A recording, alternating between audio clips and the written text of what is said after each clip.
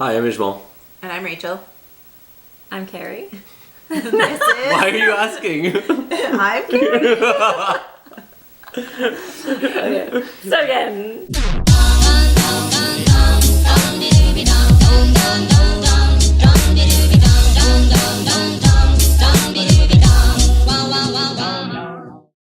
Hi, I'm Ishmael. And I'm Rachel. And this is our guest, Dr. Carrie Mitchell.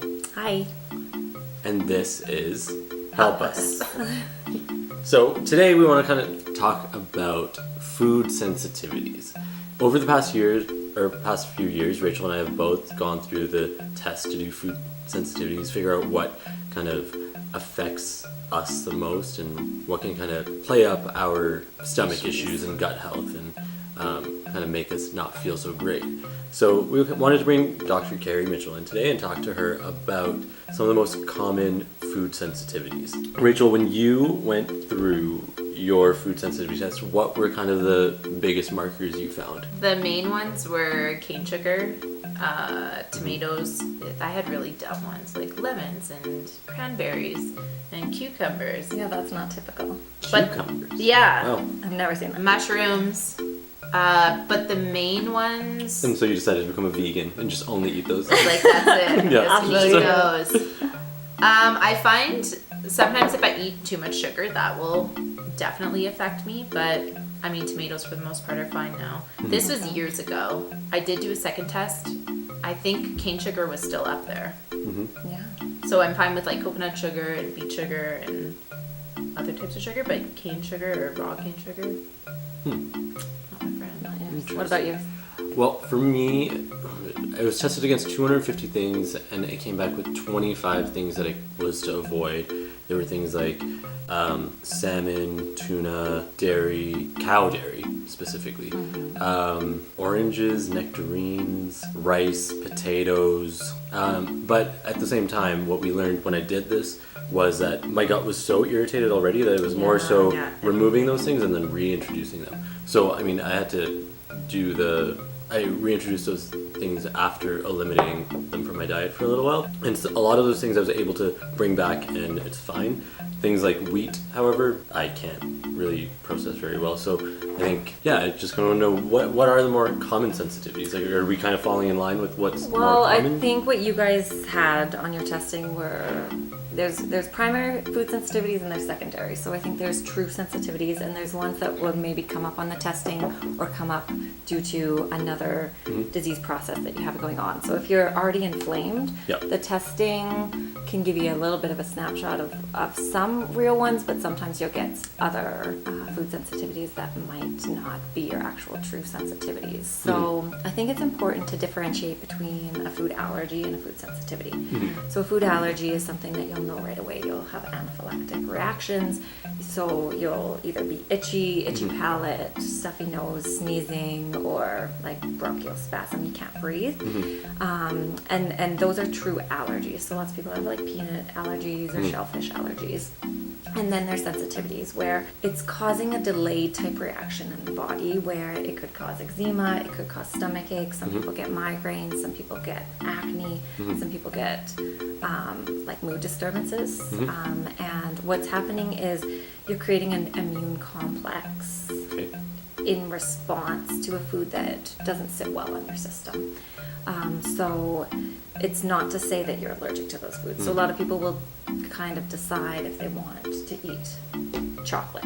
Yeah. And if they want to kind of pay the consequences, that sort of thing. So the biggest ones that I see in my practice are dairy. So not surprised. Not surprised. No.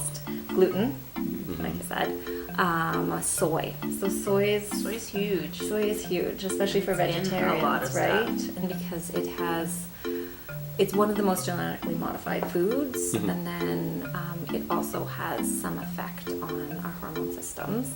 I see yeast sometimes, so that is important for people who are drinking like kombucha. That came up in mine too. Yeah, brewer's yeast is in mine. Brewer's yeast, so that would be in anything fermented like ciders or wines or beers mostly. And then baker's yeast, so anything that rises. And then eggs, which is disappointing because I love eggs. I believe that was in mine egg Yeah. whites, or no, egg yolks. Ishmael doesn't know what actually bothers him. Yeah. So those would be the top ones, but the testing, there's two ways to figure this out. You Right. can do the testing, which is good, but it's not a perfect science. And then you could also do an elimination diet or a hypoallergenic diet. Okay. For 6 to 8 weeks, and then you slowly and systematically reintroduce each food to see if you're sensitive to it. So it's a bit more of a trial and error game, but often I give my patients a little caveat that even if we do the testing, I also pull them off of whatever seems to be, piquing my interest as something they might be sensitive to. So sometimes, or is it possible that some things don't even show up on the test that you might be allergic to or sensitive to, or is it pretty accurate? It's the best we've got right now. Yep. Yeah, it's showing inflammation. So it takes the protein components, the specific chemical formula or makeup of each individual food, so what makes that food unique, and then it introduces it to your blood, and then it sees if there is an immune reaction. And it's kind of like a not A plus B equals C. That's like a roundabout way of saying this is causing inflammation or some sort of excessive reaction in the body. Right. Yeah, so sometimes that could mean maybe that's the constipation or the IBS or the eczema, but it's not always a perfect science. But I do feel like most people do better with reducing those foods anyway. Right. With some exceptions. Some people are like, I'm really fine on gluten, or I can eat 2 eggs a day and I'm fine. Yeah. But usually I do find that most people will have some issue with one of those guys. And as far as food sensitivities go, do you think that, because I know a lot of times people can develop allergies or sensitivities over time when they consume things excessively Yeah. or regularly, like I don't know, let's say beans and stuff, or lentils. If somebody's having a lot of lentils like every day and kind of having that same lunch every day, because already those are kind of harder to process for your body, right? Or, Yeah, lentils and legumes can be a little bit harder to process for some people. so if it's something that you're having every single day, is it common that you could develop a sensitivity to something like that? Yeah, some people get a situation where if they are like mildly sensitive to it, then they're priming that inflammation pathway, or they're priming their immune system to react to it a little bit more. Right. Yeah, so everything in moderation. Yeah. Including moderation. So as far as balancing your diet, it's probably good to kind of spread out what you're consuming and not just keep it the same every single day. Yeah, and sometimes what we'll do is, so say we found out that you had primary or secondary sensitivities. Sometimes what we'll do is a rotation diet after we've done like maybe a 4-week washout of those foods. Is say, and I find that some of these food sensitivities are dose dependent. So it's a situation where, you can have 2 eggs on the weekend and you can have an egg and bacon every second day. But it's when you do brunch and then you do Caesar salad and you do hollandaise sauce. Yeah. And it's like, okay, you had 2 days every day. That's when you'll get the symptoms. Or when people are having cereal with milk and then they're having yogurt and then they're having kefir and then they're having cheese with dinner. It's sometimes a dose dependent issue. And you know what? Some cultures are a lot better than we are at eating a variety of food, because every different food has a different amount of proteins and a different assortment of amino acids, and same with our fruits and vegetables. They each have like a different amount of vitamins and minerals and phytonutrients. Yeah. So when we're eating the same thing all the time, you might be topped up on, and that's what you said that you're starting to look into some of your vitamin and mineral levels. So you might be chopped up in some, and then others you might be really deficient. Vitamins are like our vitamin C, vitamin A, D, E, K, all our B vitamins, and then minerals, which are a little bit different, but that would be like calcium, magnesium, iron, zinc, selenium, that sort of thing. And then the testing we do to some of your fats, so it'll say, where's your omega-3, 6, 9, how do you convert those? I think that the one that we do might be a little bit different than yours, but it gives you kind of an idea of where your levels are at. That's cool. Yeah, which is awesome. Yeah. I want that. Yeah. Yeah, sometimes you can do some through conventional medical testing. So iron I find is best through blood, and you can get your medical doctor to do that quite easily. Vitamin D, we know so many Canadians are deficient in, so we don't really test it anymore. We just supplement because we just don't get enough sunshine.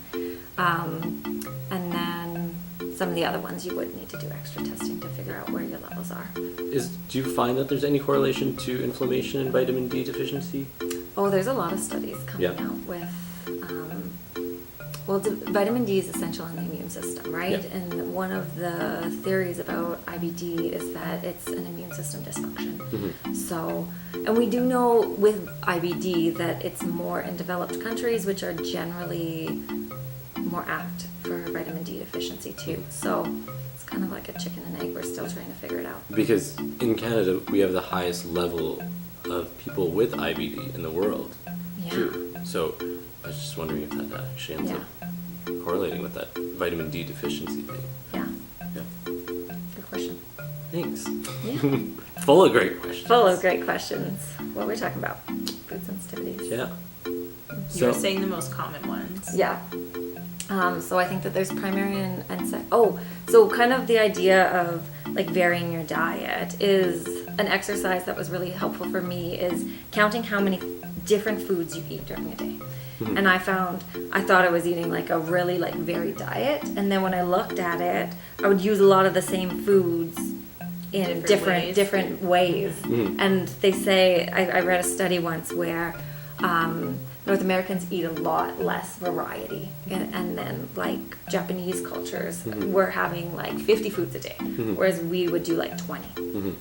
So I thought that was really interesting. So that's a good exercise that you could do. What would you recommend for people to try and track that? Like, should they kind of create a table just to kind of see the variation of foods that they're having in a day, just to kind of track it for like I a used week to do or that, something? but now everyone uses apps. So I like my Fitness Pal is actually really good because it tracks your calories, but at the bottom, which is, I use it for vegetarians a lot, it has a section that says macros, and so you can see your protein to fat to carbohydrate ratio. And it calculates it itself? Yeah, yeah. Very cool. And so you could change the ratios. Yeah, and so you could see, like you can scroll through and just count the different foods. I just did it in my head. I was like, oh man, okay, so I did this for breakfast and then this, and then I used that same vegetable for lunch and for dinner, and yeah, and I was like, oh, maybe I need to switch it up. So what a lot of people will do is they'll eat with the seasons. They'll pick some. I challenged myself every time I was in the supermarket to pick a new vegetable, like bok choy. I was like, what's bok choy? Or well, we were just talking about soy, but like edamame, or how can we introduce like broccolini versus broccoli? Like trying to figure out what are some of the things you don't eat very often. Is edamame okay in comparison to like tofu? Well, edamame is like the full. It's a full bean, but it still has all of the same issues. So I usually just recommend like GMO, organic, and then not eating it all the time. Yeah. It's not a perfect food, that's for sure. But some people do fine on it, so yeah. And it's a really good protein source for a lot of vegetarians. This was great. Better understand what we can eliminate from our diets, or how to just balance our diets in general. And so we really appreciate you coming down and helping us out with this. We will have Carrie back again next week to discuss some more fun stuff, so make sure you check it out.